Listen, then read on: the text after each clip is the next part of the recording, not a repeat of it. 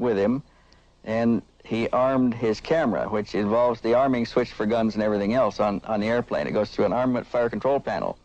This man lives within 60 miles of here. He armed the fire control panel to take camera pictures with his camera guns, and the whole panel began to smoke, and all the electrical systems in it went out. When he got back to base, they found wires fused in it and could find no reason for it being fused. It took him 2 weeks to repair the airplane. But he had a visual lock-on, a visual contact with the UFO, could see with his eyes. It was close enough to see detail and structure on it, and wanted to film it with his gun cameras. My next experience with what was probably a real UFO was in 1960 when I was a squadron commander in Florida. I had a squadron test pilot up on a flight test mission with an F-100 and a max performance climb test. He was climbing through 18,000 feet when he saw an object ahead and above him that looked like the Goodyear blimp.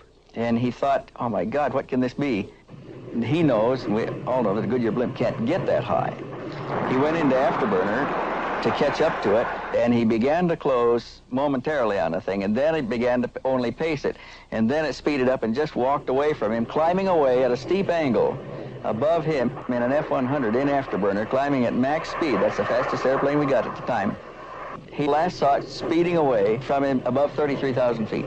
There's no way in the world any blimp can get up there.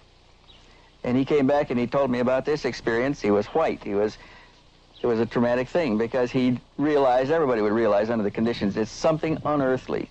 Something unearthly is a good way to describe this unidentified flying object that was photographed by Mr. Paul Trent when he and another witness saw it fly across his farm.